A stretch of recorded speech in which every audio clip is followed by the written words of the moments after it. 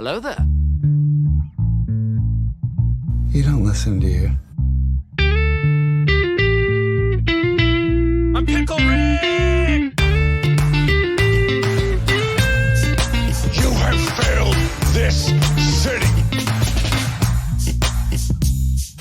I can do this all day.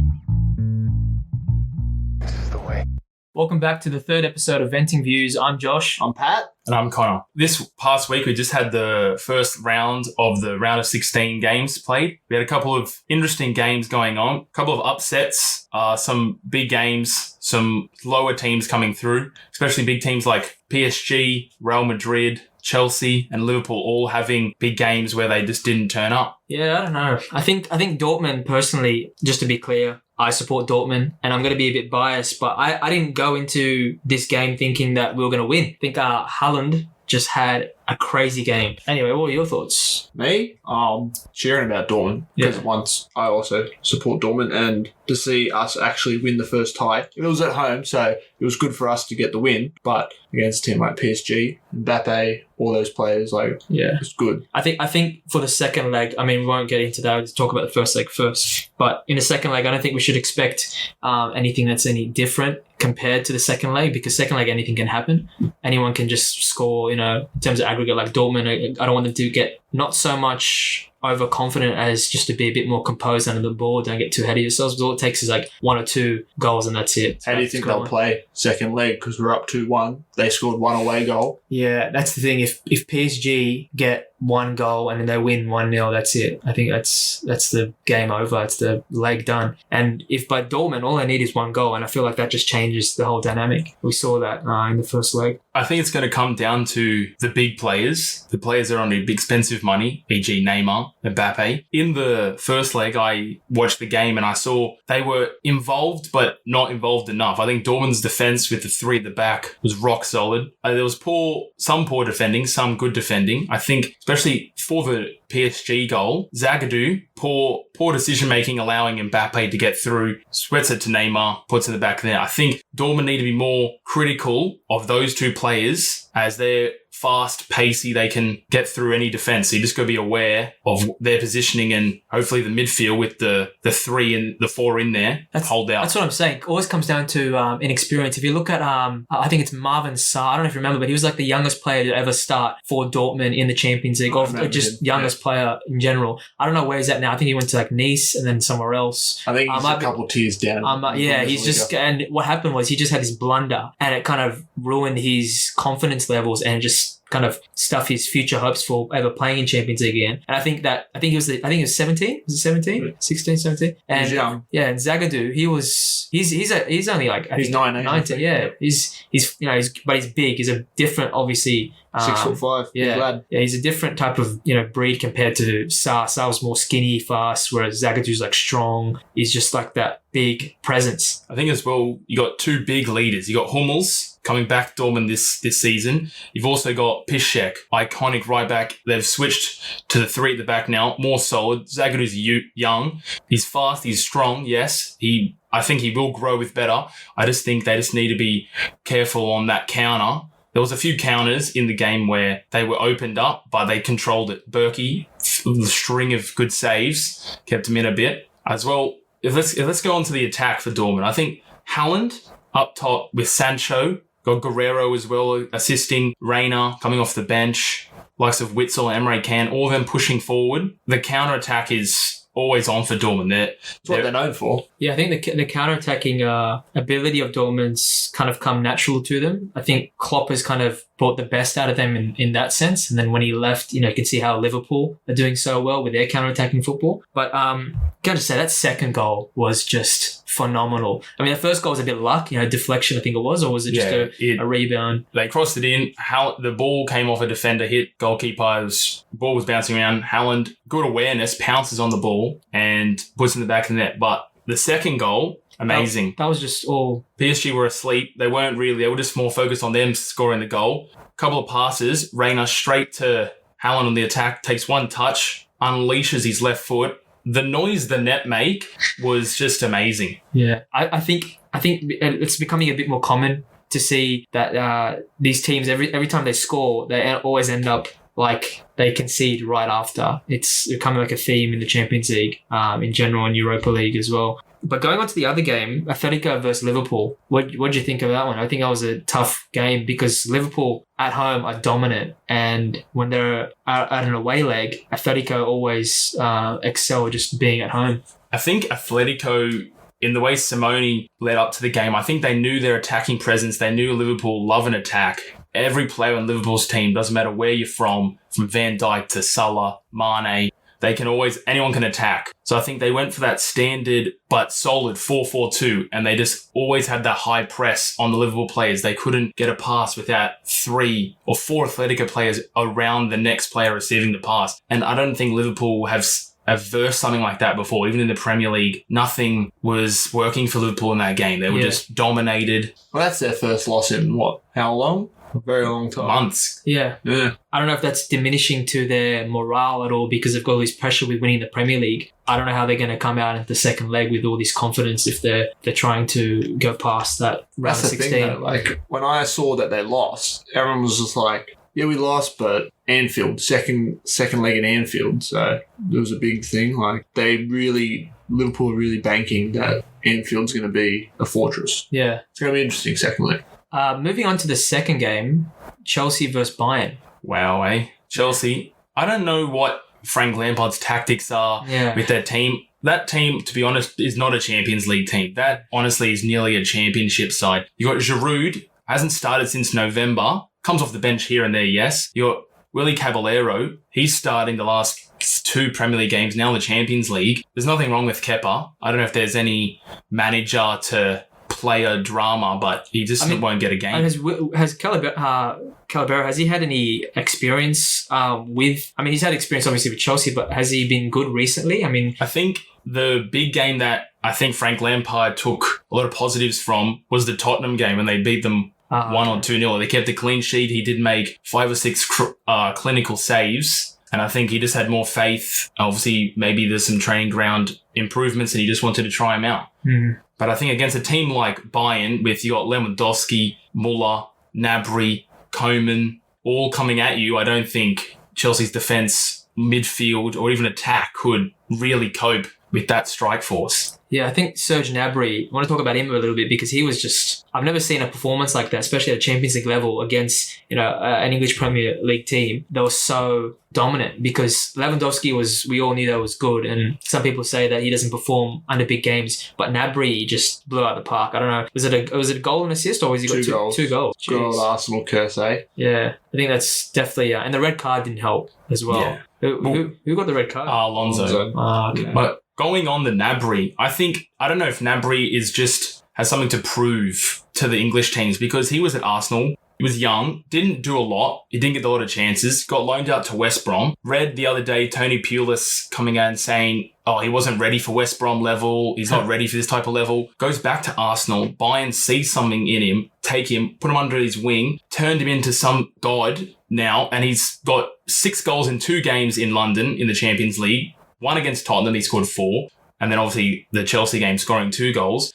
Bayern have been gifted a star by a silly Arsenal. Didn't give him a chance. He just wasn't given the respect that I think he deserved. Yeah. I think Arsenal are in habit of that. But Chelsea more so, because they never see talent wins right in front of them. But to kind of score in such a convincing fashion, I don't know how Chelsea are going to come out with that second leg, thinking that they're going to win or have that morale by any means to put it against them convincingly. I don't know. I think they'll need to just go all for it. Like, they've got nothing to lose. They're already 3-0 down. And that's 3 away goals, isn't it? Yeah, that's what I'm saying. Wow.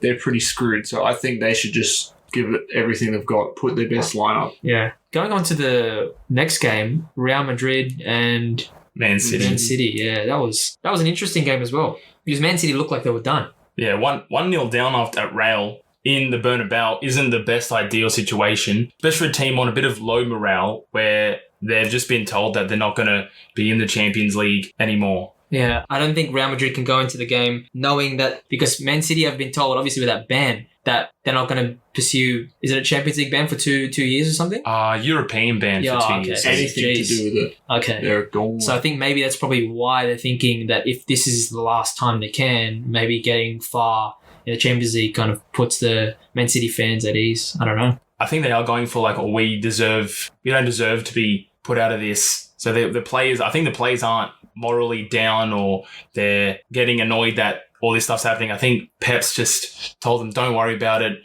We're going to try and get out of it and let's just play our normal game. I think Real Madrid, they took them lightly, should I say. Yeah.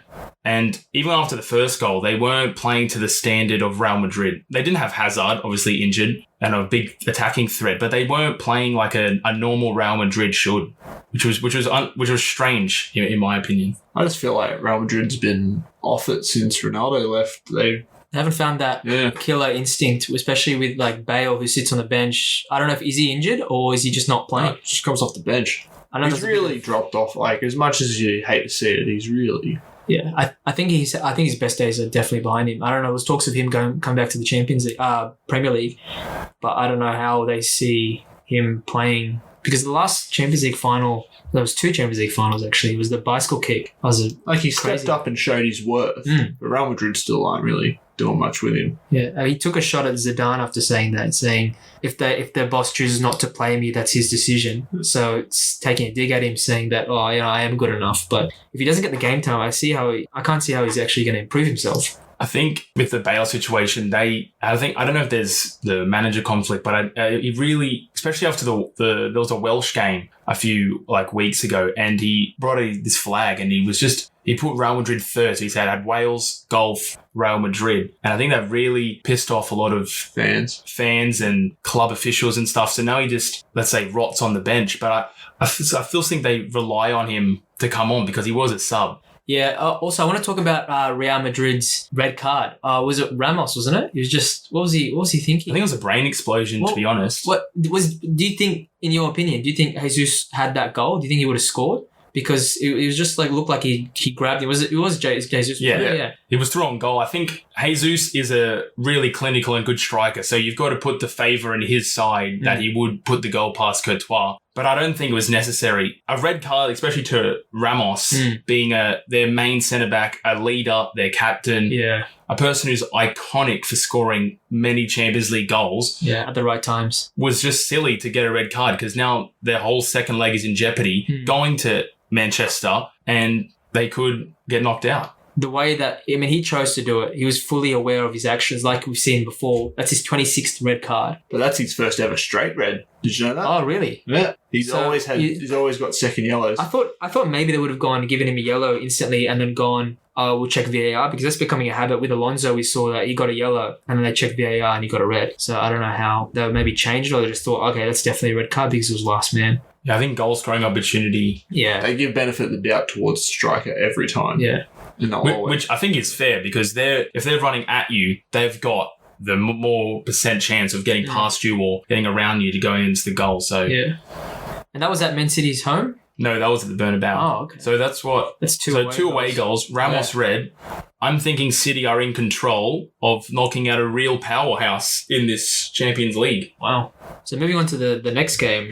Is it Lyon versus Juve? Yeah, I think this is definitely the biggest upset of the round. The true underdogs, as they were called at the start of the knockout stage, I think they've just performed. What happened to Ronaldo? Did he just not turn up? I think Ronaldo, Dybala, big no-shows. Yeah. They really didn't perform to how I think Juventus and the Italians wanted them to perform.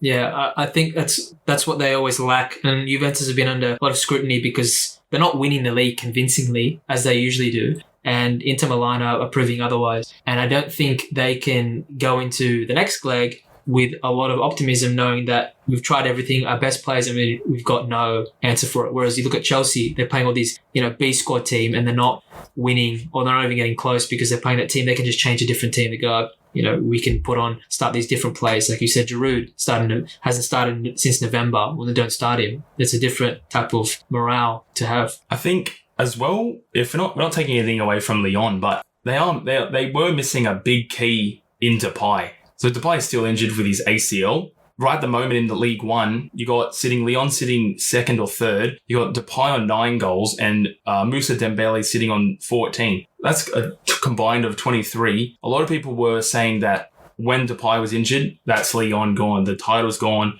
Champions League hopes. I don't think it's affected them as people thought.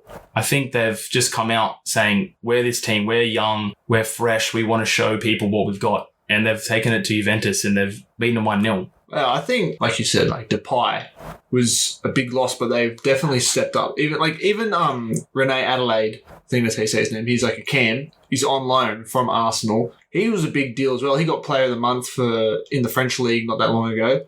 He was out as well. So I'm missing a few big players, but they still stepped up. Like it shows you not to write off Lyon. Lyon have got they're a bit like Dortmund. They bring their prospects through that are French.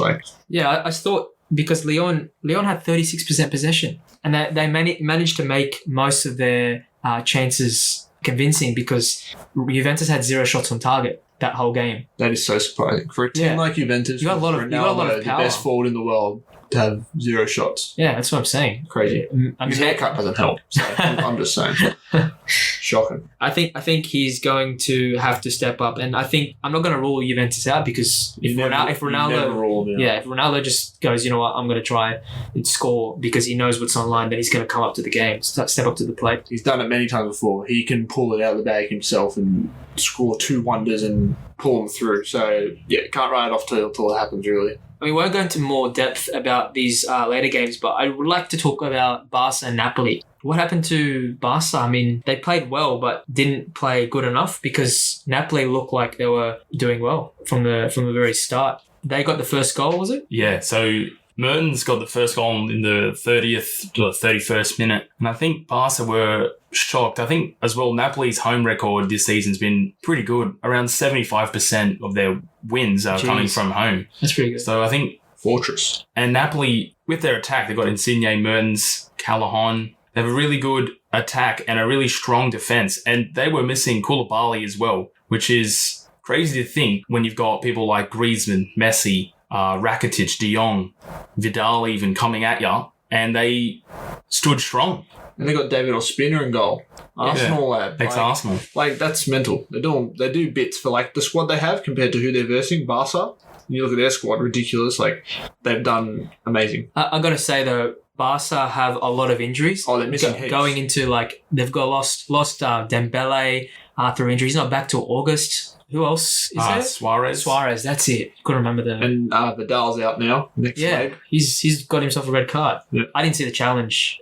Did it look like it was it a poor red? I think it's just more of a decision making. It was a straight red, wasn't it? Oh, it was a yellow, and then a second yellow to then go to a red. I think it was a VAR review red card. But there was 4 red cards in the first leg of the Champions League, which is aggressive. Crazy to think, because even yellows are valuable, because a couple of yellows and you're missing the next leg, and that could be the difference between going through or getting knocked out.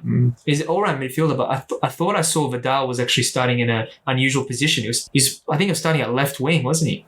Which is unusual. Personally, when I saw the lineup, I would think they'd go for a different formation, have Messi and Griezmann up top, maybe De Jong or Rakitic in behind. They've gone with their standard 3 at the front, the wingers. I just don't think Vidal is a winger. He's definitely not. I think they should have played Fatty. That's his name. He's the young he's a really good Spanish-year-old. player. Yeah. They should have put him on the wing. Give him a go. He's obviously done bits before. Yeah. Just give him another go. Why not? It's better than putting out of position Vidal. I don't know. But then again, with their players, Barca had that choice of, you know how Malcolm, how he came from, was it Bordeaux? Something. Where does he come from? And he was in the Russian league. Yeah, he was in the Russian league. Okay, he came there and he was just he was kind of told that he's not kind of good enough to play because we got too many players. And now they're in need of a player and they signed Braithwaite. Who couldn't even play the Champions League game. He wasn't even a part of the team, didn't travel with the team. So was he just he just didn't play? He wasn't injured, he just didn't make the squad. Yeah. Which just adds to the list of missing players. You got as well Sergio Roberto, another good right back. You've got Jordi Alba, a quality left back. So Barcelona were a bit open at the back, I think, with Semedo and Junior. They're young, haven't played many Champions League games before. This is, yes, not at home, but it is away. So I think they need to rethink and see how they can come into their second game. Yeah, I think it's definitely testament to how players do perform under the pressure of Champions League, because the big players need to perform when they need them to. The next game is Atlanta and Valencia. 4-1, 4 goals. I don't see Valencia coming back from that at all. I mean, they've got one away goal. If they win 3-0 at home, fair enough, but they've got really good players, Atlanta. It's crazy to think Atalanta were, in my opinion, dead and buried at the bottom of their group. 2 wins in a row, 1 away game, 1 home game, and they squeak in. They come into second out of their group. They get a lucky draw in Valencia as Valencia top the group alongside Chelsea. And Atalanta just, I think, take it to Valencia. Valencia aren't prepared. Atalanta have a very aggressive attack in Ilicic, Gomez, Palicic, and they just came at them fast. And it was already in the 42nd minute, it's 2-0, and then the 62nd minute, it's 4-0. Yeah, I think it was just one after another. They just crumbled. And the last game was Leipzig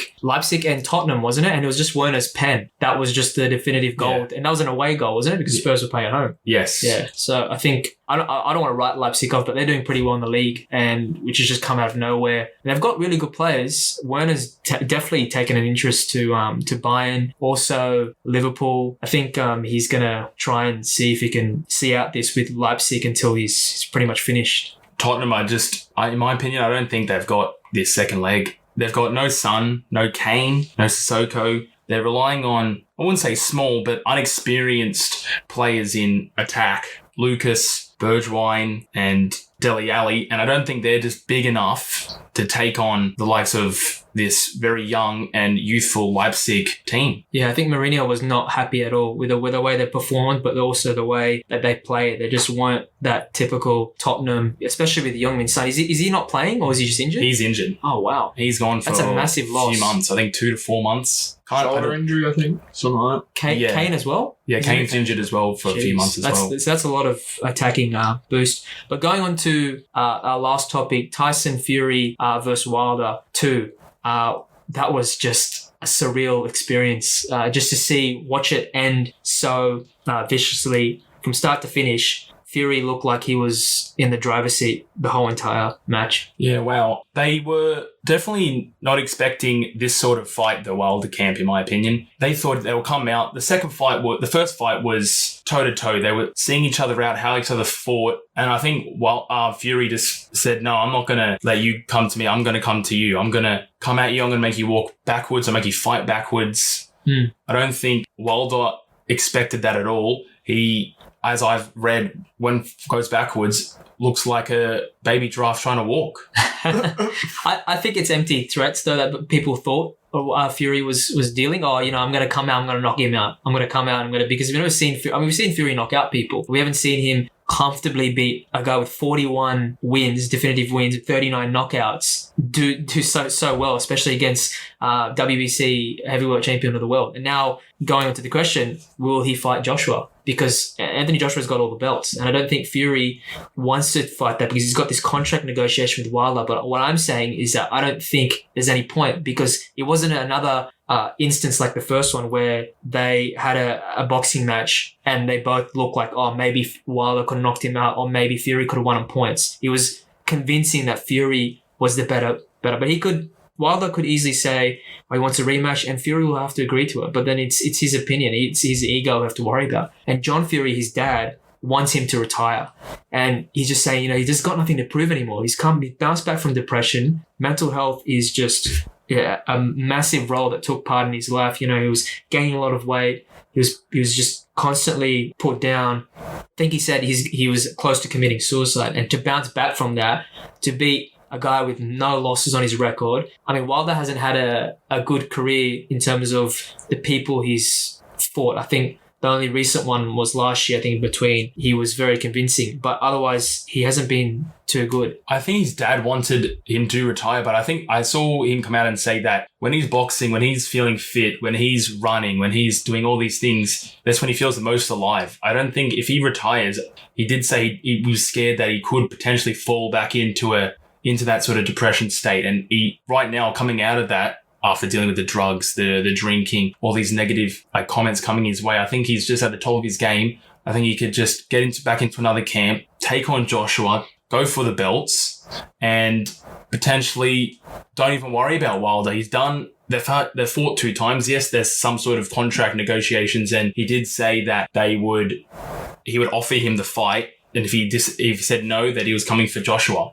And I think the Joshua Fury fight would easily bring in more revenue, more like crowd awareness, and I think it'd be a great fight. I think it should happen in the UK. There's never been 2 heavyweight champions of the world as they are right now in their primes to be like, okay, we're going to do this, we're going to make it happen. Because before Joshua pulled out, and there's a lot of blame on Eddie Hearn and etc. All these other different people that were apparently responsible. But it's all hearsay. I mean, these are 2 boxes. Let's get it done now. I think that's what I'm saying. But Wilder looked like he had to give up after the first 5 rounds. But with that towel drama, he was so angry at his coach, at his whole team, because they all thought that he was done. And he's never looked like that. Wilder never looks like he's finished, but we've never seen Wilder take that many punches. And he took a lot of punches. Like, Fury was coming in with a lot of power, and that's what he brought in, a lot of people to help him. But he didn't know what else to do after it. Fury was coming out with punches. I think in the 7th round, he had thrown 150 punches, landing about 70. Wilder had thrown about 50 punches, landing about like 18, 19, 20. So I think Wilder never taken that sort of abuse before. And I think his team were scared. In the closing, those 4th, 5th, and 6th round, his team wasn't even healing him. They were just rubbing his face. They weren't cleaning up the blood. They weren't worrying about the blood coming from his ear. And I think that just led to his downfall. So, a little bit of change up than we normally do. We're normally a bit more pop culture. But this is what we're going to talk about. We're going to be talking about a bit more sport. Because we've got 3 of us here, so we all got a bit of information that we all can vent about. We all want to vent our views. So yeah, that's been episode 3. I hope you've enjoyed it. If you have, stay following and subscribe on whatever you're listening to us from. And we'll be back for another episode another time.